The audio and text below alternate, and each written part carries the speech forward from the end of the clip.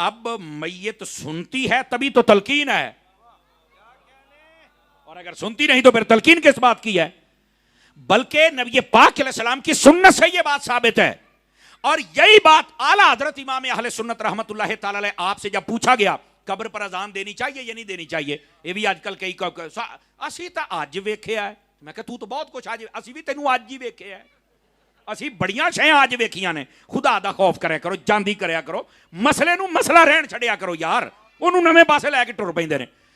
قبر پر اذان دینے کا مسئلہ جب اعلیٰ حضرت سے پوچھا گیا تو اعلیٰ حضرت صاحب رحمت اللہ علیہ نے دلائل کے انبار لگا دیے۔ آپ فرماتے ہیں کہ نبی پاک نے فرمایا کہ قبر والے کو تلقین کرو، کس سے؟ لا الہ الا اللہ سے، تو فرمایا یہ کلمات تو اذان میں بھی ہیں، سمجھ آ رہی؟ اور لا الہ الا اللہ کیوں کہیں؟ تاکہ قبر والا اپنے ایمان پر ثابت قدم رہے۔ اعلیٰ حضرت نے فرمایا میں ثابت کرتا ہوں اذان پڑھنے سے بھی بندہ ثابت قدم رہتا ہے۔ تو پوچھا وہ کیسے؟ تو آپ نے حدیث پڑھی، اور یہ حدیث مرقات میں ملا علی قاری نے بھی اس کو لکھا ہے، فرمایا کہ جہاں اذان ہوتی ہے وہاں سے شیطان بھاگ جاتا ہے، سمجھ آ رہی؟ یہ بات اپنی جگہ پہ۔ دوسری بات فرمایا جب بندہ قبر میں جاتا ہے، اور سنو یہ حدیث پاک باب عذاب القبر مشکات میں یہ حدیثیں موجود ہیں، بلکہ حضرت اسماء بنت ابی بکر نے جب سنی تو آپ بے ہوش ہو گئی۔ نبی پاک نے فرمایا یاد رکھو تمہیں دجال کے فتنے کا سامنا بھی کرنا پڑے گا، اور تمہیں قبر کے فتنے کا سامنا بھی کرنا پڑے گا۔ اب دجال کا فتنہ تو جب آئے گا سو آئے گا، چھوٹے چھوٹے دجال مرزا جیلمی جیسے آئے ہوئے ہیں، اور مجھے اللہ کی قسم افسوس ہوتا ہے ان لوگوں پر جنہیں مرزا جیلمی دیا گلا مان جاندے جے کہ یہ مرزا جیلمی تو انو گلا منا گیا، دجال تو منٹا چ منا لے گا، دجال تے دا بھی پیو ہونا ہے، یہ تو نکا منڈا ہے او دا، میں آپ کو سے یہ تو نکا منڈا ہے، یہ تو کچھ بھی نہیں، یہ تو جمعہ بھی نہیں۔ اگر اس کی باتیں لوگ مان جاتے ہیں، اور اسکول کالج والے کالجی یہ منڈے انہاں سارے نو میں کہنا بھی جے تسی یہ دے پیچھے لگ گئے ہو تو دجال نو تو تسی ابو جی کہنا ہے، اے میری گل لکھ لو۔ اور نبی پاک نے اس سے پناہ مانگی ہے، اور اگلی بات بھی سنیے، اور یہ بڑی توجہ طلب بات ہے میرے عزیز میرے بھائی، فرمایا قبر کے فتنے میں بھی تمہیں آزمائش میں ڈالا جائے گا۔ اب قبر کا فتنہ کیا تھا جب اس کی وضاحت ہوئی نا تو صحابہ کرام بے ہوش ہو گئے، یہ ان کا خوف خدا تھا جو ان پر غالب آ گیا۔ اور وہ کیا تھا؟ فرمایا جو قبر کا فتنہ ہوتا ہے نا، ادھر دیکھیں میری طرف، فرمایا شیطان قبر کے کنارے میں آ کے کھڑا ہو جاتا، قبر دے اندر، اور پانی کا پیالہ ہاتھ میں ہوتا ہے۔ فرشتے جب سوال کرتے تو انہوں نے کہندا ہے میرا نام لے دیو تو میں تانوں پانی پلاواں گا، میں تہاڈا خدا ہاں، استغفر اللہ سمت۔ قبر تک یہ شیطان پیچھے چل کے اندر چل کے ایمان والوں کا ایمان لوٹنے کی کوشش کرتا ہے۔ جب یہ باتیں صحابہ نے سنی تو بے ہوش ہو گئے۔ اب یہ بچ کیسے سکتے ہیں؟ صحابہ نے پوچھا بچنا کیسے ہے؟ فرمایا تلقین کیا کرو لا الہ الا اللہ کی۔ اعلیٰ حضرت فرماتے ہیں اگر لا الہ پڑھنے سے شیطان بھاگ جاتا ہے تو آذان پڑھنے سے بھی شیطان بھاگ جاتا ہے، بلکہ پتہ کہاں تک بھاگتا ہے؟ مسلم شریف میں حدیث ہے جہاں تک آذان کی آواز جاتی ہے شیطان وہاں تک بھاگ جاتا ہے۔ تو قبر پر اس لیے آذان پڑھی جاتی ہے کہ اب یہاں امتحان کا وقت شروع ہونے والا ہے، شیطان نے آنا ہے، اس نے ایمان لوٹنے کی کوشش کرنی ہے، اور ہم یہاں پر آذان پڑھ کے شیطان کو بھگائیں گے تاکہ قبر والے کو تلقین بھی ہو جائے اور سوالوں کے جواب میں آسانی بھی ہو جائے۔ اب سمجھ آئیے اذان پڑھنے کا مطلب کیا ہوتا ہے؟ اچھا یہ یاد رہے اذان پڑھنا کوئی فرض یا واجب یا سنت نہیں، ایک اچھا عمل ہے جس کا فائدہ ہوتا ہے۔ اگر کوئی نہ پڑھے تو مسئلہ نہیں، تو یہ کو پڑھے تو تامی مسئلہ نہیں ہونا چاہیے، اگر کوئی نہیں پڑھتا تب بھی مسئلہ نہیں، اگر پڑھے پھر بھی مسئلہ نہیں، ہاں پڑھنے سے فائدہ ضرور ہوتا ہے، حدیثیں میں آپ کو سنا چکا۔ تو عرض یہ کر رہا ہوں آپ کی خدمت میں میرے عزیز کہ جب کوئی فوت ہو جائے تو اس کے لیے یہ سارا انتظام کرنے کا حکم شریعت محمدی میں موجود ہے۔ علامہ صاحب نے میرے ذمے ایک بات لگائی ہے، میں وہ عرض کرتا ہوں۔ پہلے میں چاہتا ہوں کہ ذرا یہ جو مضمون میں نے چھیڑا ہے آج، یہ سمجھے کہ ایک مقالہ ہے اور ایک لیکچر ہے، آپ کچھ یہاں سے سیکھ کر جائیں گے تو مجھے مزہ آئے گا۔ چاسوی آؤں دی بھئی ہے سنائیے، پھر سبحان اللہ اگلی بات بھی سنا دیں۔ اچھا ہی تھے ایک اور گال سنیا دے، یہ سبحان اللہ کہلوانا کو ضروری نہیں ہے آپ سے، یہ کوئی تقریر کے ایس او پیز نہیں ہوتے، اور نہ کوئی فرائض واجبات ہے تقریر کے، اور نہ ہی یہ کہ تسی سبحان اللہ کہنی تے سانو تاں تقریر ہونی ہے۔ یہ اس لیے ہوتا ہے تاکہ آپ کا ایک ذوق برابر ہمارے ساتھ جاگتا رہے، اور اس لیے بھی کہ آپ جب بولتے رہتے ہیں نا تو ہمیں بھی مزہ آتا ہے کہ یار آپ لوگ سمجھ رہے ہیں میری بات کو، اس واسطے یہ بات آپ کے سامنے کہی جاتی ہے کہ ذرا جاگ کے بیٹھیے، یہ اصل مقصد ہوتا ہے، ورنہ کوئی اور مقصد نہیں ہوتا۔ اب آئیے اگلی حدیث، نبی پاک صلی اللہ علیہ وسلم، حضرت جابر بن عبداللہ انصاری حدیث کے راوی ہیں، یہ حدیث نمبر 127-28 مشکاۃ شریف کی عرض کر رہا ہوں، سنیے ذرا اور غور سے سنیے سارے برادران میرے۔ فرماتے ہیں خرجنا مع رسول اللہ صلی اللہ علیہ وسلم، ہم نبی پاک علیہ السلام کے ساتھ نکلے الی سعد بن معاذ حین توفی، حضرت سعد بن معاذ کی طرف کہ جب وہ فوت ہو گئے، ہم نبی پاک کے ساتھ گئے جنازہ پڑھنے کے لیے۔ ہوا کیا؟ فرمایا فلما صلی علیہ، فرمایا جب ان پر جنازہ پڑھ دیا گیا، اور بعض روایت فلما صلی علیہ رسول اللہ صلی اللہ علیہ وسلم، نبی پاک نے ان پر جنازہ پڑھا۔ یعنی کتنا خوش نصیب بندہ ہے جس کا جنازہ خود میرے مصطفیٰ پڑھا رہے ہیں۔ سنیے ذرا آگے کیا کہا، وَوَضَعَ فِي قَبْرِهِ، اور فرمایا پھر ان کو قبر میں رکھا، اور اگر وَوَضَعَ فِي قَبْرِهِ پڑھیں گے تو پھر قبر میں رکھا گیا، یہ دونوں طرح اعراب پڑھے جاتے ہیں۔ آگے کیا ہے؟ فرمایا وَصُوِّيَ عَلَيْهِ، پھر ان کے اوپر مٹی کو سیدھا کر دیا گیا، مٹی ڈال دی گئی۔ پھر اب جب دفن ہو گیا تو واپس آ جائے، لیکن نہیں، سبح رسول اللہ علیہ السلام، فرمایا نبی پاک نے وہاں کھڑے ہو کر سبحان اللہ کی تسبیح شروع کر دی۔ اے تو اڈی سبحان اللہ مٹھی ہوئی ہے، میں تاں آنکھ ہے ابھی تو کی سمجھ آئی ہے، سبحان اللہ کی تسبیح شروع ہو گئی۔ سبح یسبح، تسبیح کا معنی سبحان اللہ کی تسبیح کرنا ہوتا ہے۔ دوسرے صحابی نے پوچھا ہے جابر یہ بتائیے کتنی دیر تک سبحان اللہ کہا؟ کہتے ہیں فسبحنا طویلا، فرمایا واوا چاٹ، طویل اندہ مانا ہے واوا چاٹ سی پڑھ دے، یہ نہیں کہ ایک ادواری سبحان اللہ کی ٹر گئے، واوا چاٹ نبی پاک سبحان اللہ سبحان اللہ سبحان اللہ کا ورد کرواتے رہے۔ پھر فرمایا ثم کبرا، پھر نبی پاک نے اللہ اکبر کی تسبیح شروع کروا دی۔ وہ پوچھتا ہے کتنی دیر؟ کہتے ہیں کبرنا مع رسول اللہ صلی اللہ علیہ وسلم، ہم نے بھی شروع کر دی۔ تو کہا کتنی دیر؟ طویلاً، واوا چاٹ، سبحان اللہ بھی اللہ اکبر بھی، کافی دیر تک قبر کے اوپر۔ اور کریں حضرات، حدیث پڑھ رہا ہوں، نبی پاک خود ہیں، صحابی رسول ہیں، جنازہ خود پڑھایا ہے، اور نبی پاک صلی اللہ علیہ وسلم ان کی قبر پر کھڑے ہو کر سبحان اللہ اور اللہ اکبر کی تسبیح کو جاری فرمائے ہوئے ہیں۔ اندر نہ آئیے گا ذرا، پیچھے میں تقریر کرنے میں مشکل ہوتی ہے مجھے۔ آگے کیا فرمایا؟ نبی پاک سے پوچھا گیا فقیل یا رسول اللہ صلی اللہ علیہ وسلم، اے میرے آقا یہ بتلائیے، پوچھا آگ سے لما سبحتا ثم کبرتا، یا رسول اللہ آپ نے پہلے سبحان اللہ پھر اللہ اکبر کا ورد کروایا، اس کی وجہ کیا تھی؟ جواب سن لیجئے۔ نبی پاک علیہ السلام نے ارشاد فرمایا لقد تضايق على هذا العبد الصالح قبره حتى فرجه اللہ، فرمایا یہ قبر تھوڑی اس نیک بندے پر تنگ ہو رہی تھی، ہم نے جب اللہ اکبر کا ورد کیا تو اللہ نے قبر کو کشادہ فرما دیا ہے۔ توجہ کیا آپ حضرات نے؟ قبر تنگ ہو رہی تھی۔ مرکات میں ملا علی قاری اور مرآت میں مفتی احمد یار خان نعیمی کہتے ہیں نبی پاک علیہ السلام آپ جیسے ظاہری دنیا میں دیکھتے تھے ویسے قبر کے اندر کے حالات بھی دیکھ لیتے تھے۔ اللہ نے کوئی پردہ نہیں رکھا نبی پاک صلی اللہ علیہ وسلم کی مبارک آنکھوں سے دل فرش پر ہے تیری نظر، سر عرش پر ہے تیری گزر، دل فرش پر ہے تیری نظر، ملکوت ملک میں کوئی شے نہیں وہ جو تجھ پہ عیا نہ ہو، ہر چیز اللہ نے اپنے محبوب پاک علیہ السلام کو دکھلائی ہوئی ہے۔ آپ ذرا اس بات کو سمجھنے کی کوشش فرمائیے۔ نبی پاک صلی اللہ علیہ وسلم نے پہلے تو قبر میں دیکھا کہ قبر تھوڑا سا دبا رہی ہے، تو آقا کریم علیہ السلام نے فرمایا ہم نے جب سبحان اللہ الحمدللہ کہا تو قبر ہو گئی کشادہ۔ توجہ ہے میرے عزیز بھائیوں کی؟ سبحان اللہ فرمائیں تاکہ میں اگلی بات سناؤں گا آپ حضرات کو۔ نبی پاک علیہ السلام نے فرمایا قبر کشادہ ہو گئی۔ اب یہاں پر ملا علی قاری کو پڑھیے اور مرکات اور ساتھ میں میرات مفتی احمد یار خان نعیمی کو پڑھیے، تو انہوں نے بڑا کمال کہا۔ قاری کوئی بندہ ذہن میں سوچ سکتا ہے کہ نبی کے ہوتے ہوئے عذاب، یہ سوال ہے، نبی کے ہوتے ہوئے بھی عذاب ہوتا تھا اور صحابی کو؟ اب یہ جو صحابہ کرام کے دشمن ہیں ان کے لیے تو دلیل بن جائے گی۔ فرمایا نہیں بن سکتی، کیونکہ حدیث کے لفظ ہیں ھذا صالح، کہ یہ نیک بندہ ہے، تو عذاب والی بات تو ہو نہیں سکتی، اور جہاں نبی ہو وہاں عذاب آتا نہیں۔ کیوں؟ اللہ نے قرآن میں فرمایا ہے کہ میں محبوب جہاں آپ ہوں گے، سمجھ آ رہی ہے میری بات کی؟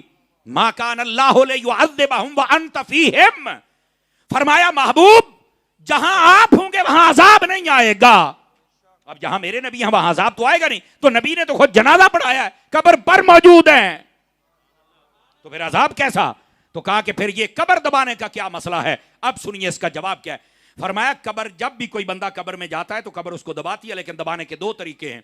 بندہ کافر ہو تو دبانا اور ہے، بندہ مومن ہو تو دبانا اور ہے۔ بندہ کافر ہو تو ایسے دباتی ہے کہ اس لیے پسلیاں ٹوٹ پھوٹ کر ایک دوسری میں پیوست ہو جاتی ہیں، اور اگر بندہ مومن ہو تو قبر ایسے دباتی ہے جیسے ماں اپنے بچے کو سینے سے لگا کے دباتی ہے. اور نبی پاک علیہ السلام نے اتنا بھی برداشت نہیں کیا کہ آج قبر ایسے دبائے. فرمایا جنہاں نو اسی سینے لایا تو نہ لانا. صدقے جاواں تہاڈی سبحان اللہ تے بھی ہیں. یہ اصل مقصد تھا. اس کا یہ مطلب نہیں ہے کہ معاذ اللہ استغفر اللہ صحابی رسول ہے تو عذاب ہو رہا ہے تو گناہ ہے تو فلاں فلاں. ایسی کوئی بات نہیں ہے. یہ ہمارے لوگوں کو سمجھنا چاہیے. اگر نہیں سمجھ آئی تو آخری بات اور ٹائم کے دامن میں جتنی گنجائش تھی وہ بھی پورا ہونے کو ہے, اور اس کے بعد آخری حدیث ہو جائے گی. پھر دیکھیں گے ٹائم بچا تو کلام ہوگا, نہیں تو پھر علی علی. سبحان اللہ فرمائے نا. ذرا غور سے سنیے حدیث نمبر 128 اور اس کو غور کے ساتھ سنیے گا. مشکات شریف یہی یعنی 127 نمبر حدیث ہے. ہوں میں سنا رہے ہیں 128 نمبر حدیث. جن کے اگر ذہن میں ہے نا کہ قبر میں عذاب کیوں ہوا, عذاب نہیں تھا, میں نے بتایا ہے شفقت تھی, لیکن نبی نے فرمایا ساڈی شفقت ود ہے. اب اگلی حدیث شریف سنیے. نبی پاک صلی اللہ علیہ وآلہ وسلم آپ نے ارشاد فرمایا, حضرت عبداللہ بن عمر اس حدیث کے راوی ہیں, فرمایا قال رسول اللہ صلی اللہ علیہ وسلم, میرے آقا نے فرمایا ھذا الذی تحرک لہ العرش. کاش کہ یہ ترجمہ سمجھانے میں میں کامیاب ہو جاؤں. فرمایا یہ میرا سعد ہے, جب فوت ہوا تو اللہ کا عرش بھی ہل گیا. اور اگلی بات فرمایا صرف عرش نہیں ہلا, فتحت لہ ابواب السماء, اللہ نے آسمانوں کے دروازے بھی کھول دیے. کیوں؟ وشاہدہ 70,000 من الملائکہ, 70,000 فرشتے اللہ نے بھیجے. گناہگار کے مرنے پر عرش نہیں ہلتا, دروازے نہیں کھلتے, 70,000 فرشتے اس کے جنازے میں نہیں آتے. یہ صحابہ کے لیے آتے ہیں یا آل رسول کے لیے آتے ہیں. اب اگلی حدیث بتا رہی ہے ان کا مقام و مرتبہ. اور پھر آگے کیا کہا نبی پاک صلی اللہ علیہ وآلہ وسلم, آپ نے فرمایا لقد دمتن ثم فرجا. فرمایا جب یہ ایسے آئے تو پہلے تو قبر تھوڑی تنگ ہو رہی تھی نا, اور دبانے کے حوالے سے, فرمایا پھر ایسا اللہ کا ذکر ہوا کہ ساری قبر کو کشادہ فرما دیا گیا. تو مطلب گناہ نہیں تھے, مطلب یہ تھا کہ قبر دباتی تھی. مجھے لگتا ہے کہ نبی پاک نے اس دن سے قبر کو روک دیا ہوگا کہ جڑا ساڈا ہوئے اسی آپ ہی سانبھ لیں گے. سمجھ آ رہی ہے میری بات کی؟ اس کا مطلب یہ ہے میرے عزیز میرے بھائی, میں نے یہ باتیں آپ کی خدمت میں اس لیے عرض کی تاکہ آپ کو پتا چلے کہ قبر پر جانا یا قبرستان جانا یہ خود میرے مصطفیٰ جان رحمت کی سنت ہے. سمجھ آ رہی ہے؟ اور یہی آقا کریم صلی اللہ علیہ وسلم حدیث شریف میں ہے کہ جب کوئی بندہ قبر میں جاتا ہے 3 سوال ہوتے ہیں. پہلا من ربو کا, ما دینوں کا, اور تیسرا ما کنت تقول فی حق ھذا الرجل. اس کو جب کہا جاتا نا ما کنت تقول فی حق ھذا الرجل, اس ہستی کے بارے میں کیا کہتا تھا, تو فرمایا وہاں حضور کی تصویر نہیں ہوتی. ھذا الرجل تصویر کو نہیں کہتے. سمجھ آ رہی ہے؟ وہ نبی پاک صلی اللہ علیہ وسلم کا دیدار کروایا جاتا ہے. اور یہاں مرکات کے اندر ملا علی قاری نے سوال اٹھایا, اتنے بندے مرتے ہر قبر میں حضور کیسے جاتے ہیں؟ فرمایا جیسے سورج ہے نا, سورج یہ دنیا کے ہر بندے کو روشنی پہنچاتا ہے ایک کو جگہ تھے, لیکن سارے اندھکار روشنی اپڑ دی پئی ہے. فرمایا اسی طرح میرا نبی نبیوں کا سورج ہے. اگر یہ سورج ہر جگہ پہنچ سکتا ہے تو جو نبیوں کا سورج ہے وہ بھی ہر جگہ پہنچ سکتا ہے. یہ نبی پاک صلی اللہ علیہ وسلم کا کمال ہے. ٹھیک ہے؟ تو آقا کریم علیہ السلام ہر قبر میں جلوہ گری فرماتے ہیں. اور پھر ملا علی قاری نے یہاں ایک اور بات بھی لکھی ہے. ملا علی قاری فرماتے ہیں کہ کئی بندے ایسے ہوتے ہیں جن سے جب پوچھا جاتا ہے نا کہ بتاؤ یہ کون ہیں, بڑی پتے کی بات ہے, وہ خود کہتا ہے یہ میرے آقا ہیں صلی اللہ علیہ وسلم. اور کئی بندے ایسے ہوتے ہیں جن کے بارے میں پوچھا جائے تو میرے نبی خود کہتے ہو اینو نہ پوچھو, مینو پوچھو کون ہے. اور یہی ملا علی قاری نے مرکات میں ایک اور بات لکھی, اور اسی بات کو علامہ مفتی احمد یار خان نعیمی نے لکھا. فرمایا جو بندہ نبی پاک کے حسن و جمال کو نہیں سنتا, جو نبی پاک کے معجزات کو نہیں سنتا, جو نبی پاک کی شانوں کو نہیں سنتا, جو نبی پاک علیہ السلام کے میلاد کو نہیں سنتا, حضور کے خصائص کو نہیں سنتا, فرمایا قبر میں وہ نہیں پہچان سکے گا. اسے تو پتہ ہی نہیں کہ میرے نبی کیسے ہیں. اور جو نبی کے کمالات اور شانے اور حسن اور معجزات اور نبی کا اختیار اور علم غیب اور حاضر و ناظر نور و بشر اس کو سنتا رہے گا, فرمایا کوئی نہ کوئی جھلک پہچان کے خود کہے گا اے تو وہی ہے جن کی باتیں میں کیا بھی کرتا تھا, میں سنا بھی کرتا تھا. ہاں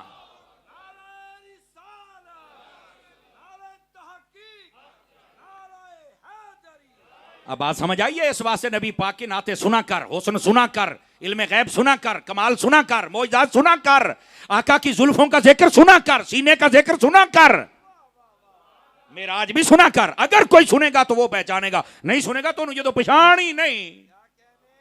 انہیں لا ادری کرنا ہے. اور جس کو پہچان ہوگی تو وہ کیا کہتا ہے, مر کے پہنچا ہوں یہاں اس دل ربا کے واسطے, بس وہ یہاں پر آ جائے گا. تو ایسی زندگی آپ اپنی بسر فرمائیں. اور یہ آج کا جو مختصر ایک عنوان تھا, میں نے تو کوشش کی تھی کہ 10 منٹ پہلے بات ہو جائے, لیکن علامہ صاحب نے کہا پورے 9 بجے تسی ساڈے سپیکر دی جان چھڑ دینی ہے. 9 گئے جے وج. دعوت اسلامی آپ کی اپنی تنظیم ہے, اس سے محبت فرمایا کریں. اور یقیناً قربانی کے ایام ابھی چل رہے ہیں, کل کا دن بھی ہے جس میں قربانی ہوگی, لیکن اگلے دن کوئی نہیں جی ہونی. بس اوقات ہوتا ہے چوتھے دن بھی ہوتی ہے. میں کہا تیرا واس چلے تو پورا ہفتہ کرے میرا پتر ہے. ہاں یہ میں صحیح بتا رہا ہوں, یہ بدبختی ہے لوگوں کی. اور نہیں جی وہ حدیث شریف میں کلو ایام تشریق ذبح, جتنے ایام تشریق ہے اس میں ذبح ہو سکتا ہے. تو میں کہا ایام تشریق تو 9 تو شروع ہوندی نے, تو پھر 9 تو 13 تک ہی کریا کرنا, تو 10 تو کیوں شروع کرنا ہے؟ کون سے والی بتاؤ؟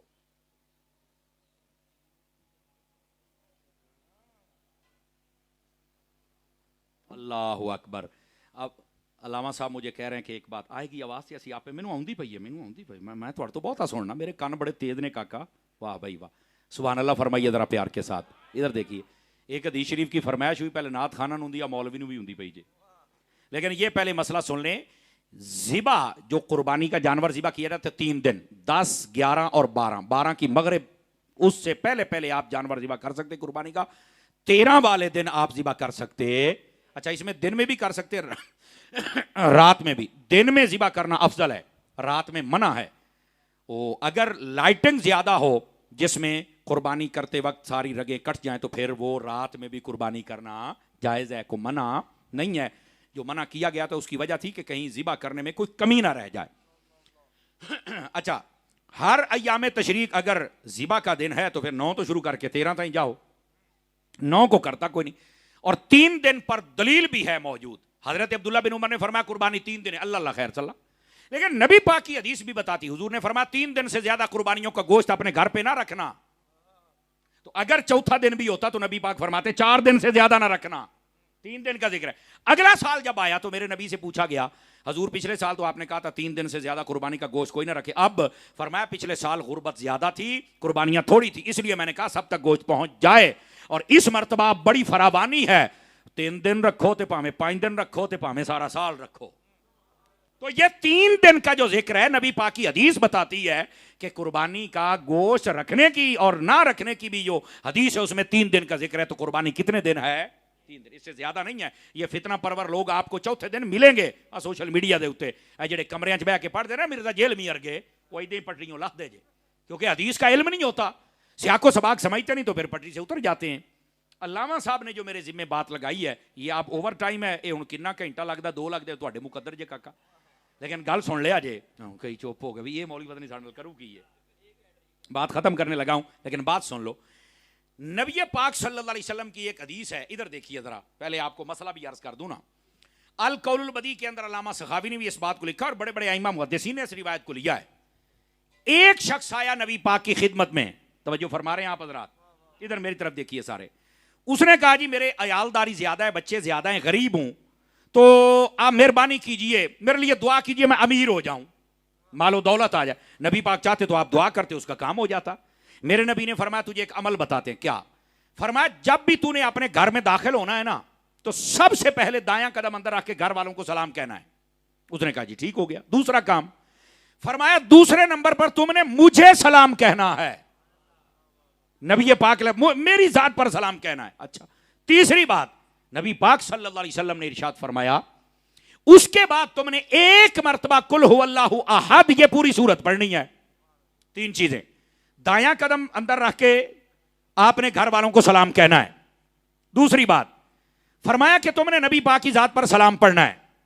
تیسری بات فرمایا قل هو اللہ پڑھنی ہے. لو جی وظیفہ آ گیا مدینے والے کا. دویاں 2 نمبر پیران دے وظیفے بھی چکی پھر دیو نا. 1 نمبر پیر نو تو میں ماننا, میں خود حضرت عطار کا مرید ہوں, میں 1 نمبر پیر کو مانتا ہوں, لیکن پیر سبحان اللہ پیر ہونا چاہیے ہے. تو عرض کرنے کا مقصد یہ ہے، یہ نبی پاک نے وظیفہ دیا، اس پر بھی عمل فرمائیں. فرمایا جب تو یہ کر لے گا تو غریبی تیرے گھر میں نہیں رہ سکتی، اللہ تعالیٰ تجھے فراوانی عطا فرما دے گا.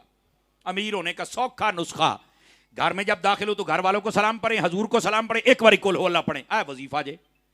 اب یہ گھر میں داخل ہونے کا طریقہ بھی ہے کہ جب گھر میں جانا ہے تو گھر والوں کو سلام کہنا، ایویں نہیں کہ جناب علی کار بڑے تے ٹھڈے مار دے تو آش ہے کیوں پئی آش ہے، کدی جناب علی بیوی دے دوالے تے کدی بچیاں دے دوالے تے کدی اما بابا بھراواں دے دوالے. بھائی گھر جانا ہے انسان بن کے، سلطان رائی بن کے نہیں. اس واسطے انسانیت کے دائرے میں رہ کے گھروں میں جانا. ہمیں بس اوقات گھر جانے کا، داخل ہونے کا نہیں پتا. سلام کہو، سلامتی کی دعا دے دو. دوسرے نمبر پر نبی پاک کی ذات پر سلام پڑھنا ہے.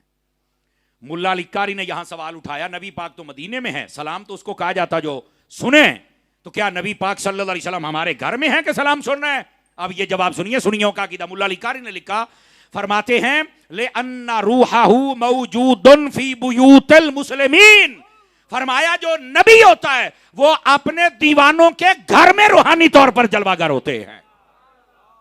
لیکن وہ گھر جن میں نہ نمازیں ہوں، نہ قرآن پڑھا جائے، ہر ویلے ٹی وی چلن تے فیس بک چلن تے واٹس ایپ تے ہی سارا لگا ہو، اوتھے کی نبی پاک نے آنا.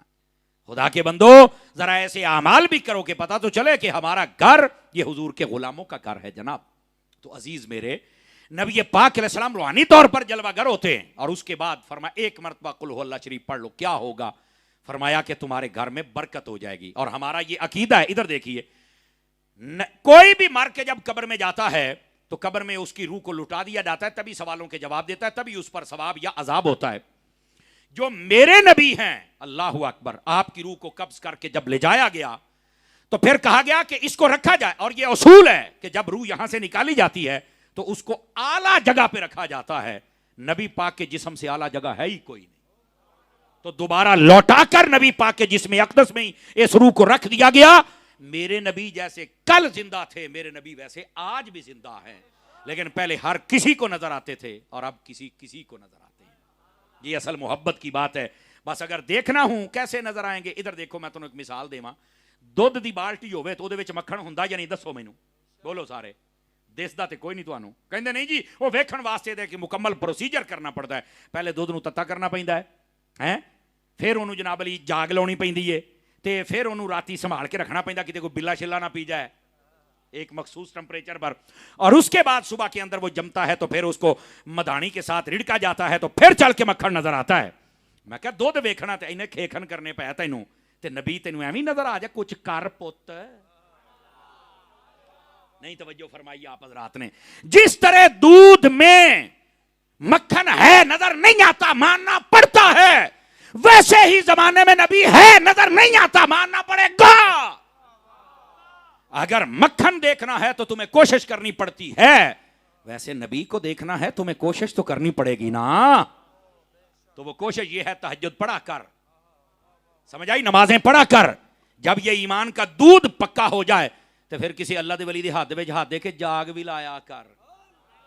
اے جے سلطان باہو نے فرمایا جاگ بنا دودھ جمدے نہیں ہو باہو، پاویں لال ہون کڑ کڑ کے. اے سلطان باہو نے فرمایا اے جاگی منن تے آوے تے لسی دا وسیلہ مان جاندے، نہ منن تے نبی دا نہیں مانتے. واہ بھائی واہ، لسی تو بغیر تم نے جما کے بخا. تو اس کے بعد فرمایا کہ جب یہ جاگ لگ جائے گی اور تہجدیں پڑھے گا تو پھر ایک وقت آ جائے گا تجھے بھی میرے مصطفیٰ کا دیدار نصیب ہو جائے.